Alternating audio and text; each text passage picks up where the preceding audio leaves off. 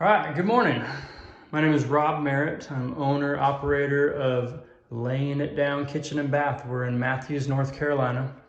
And this morning I just wanted to go over some details on shower installation. There are a ton of questions that clients don't really consider when picking a remodeler, contractor, and we're faced with it all the time when we actually have to ask clients next 3-4 days, week or two, 40-50 questions, and it can be a little overwhelming. So hopefully this will help, and let's get it started.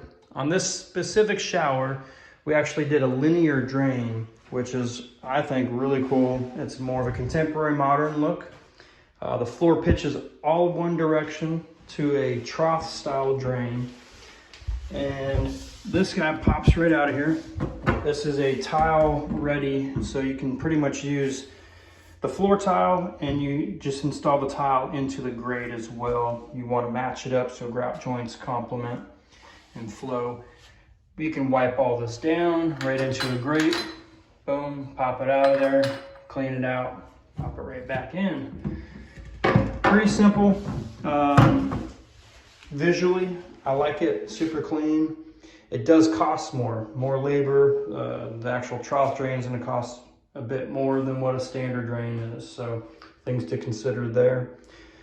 The back wall, we have a gorgeous water feature, just focal wall, blue-green mosaic glass. It's got a nice iridescence to it. You can see that.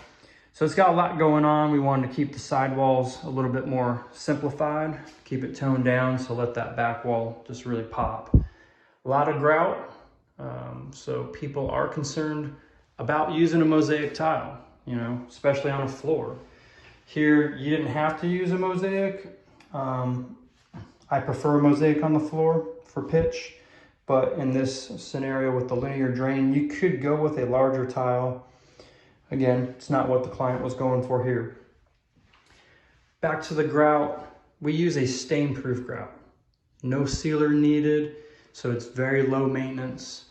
And, like you see, there's a lot of grout here, so people are always concerned about cleaning it, stripping a sealer off of there. So, what is it, about 5 to 7 years now? Multiple products have been out that are stain-proof. It's just a phenomenal product. And they're getting away from cement-based, where you don't have the effervescence and discoloration in the grouts. Brushed nickel plumbing. This is Delta. They call it brilliant stainless, but it's brushed nickel. The trim that we used here, they didn't have a complementing bullnose. These days, they really don't have a lot of tile that have complementing bullnoses. So Schluter is a great solution for that. We like to miter our edges. Everything's just real clean lines. The brushed nickel ties in with the plumbing. They also make a gray. They make this in metal and plastic. The plastic holds up great. I was first concerned about maybe sun damaging where it would discolor, but we have had no issues whatsoever. On the shower head, we added in this 15-inch arm. So it gives a 90 drop, gets you further away from the wall, and gives you a nice rain head shower. So love that. We'll talk glass. You got your standard clear, and then you have a low iron glass. And that goes through a mineral extraction, and that's gonna take out the iron. So the iron is what kind of gives it that bluish green tint. This is amplified by that back wall. So this is a standard glass. 1/2 inch thick, standard clear. If we went with the low iron, it's ultra clear. It's gorgeous, super crisp. It's just, you're not gonna have the value in using it if you're doing a tile that's this color.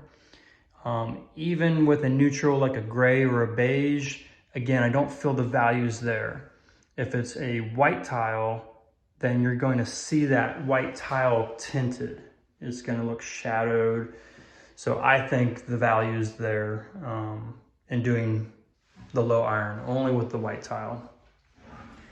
Another option is glass guard, and I would just defer you to go online and search glass guard. It's a phenomenal product. We highly recommend it, and it's just great for maintenance. Helps water bead off, and again, go online, check that out.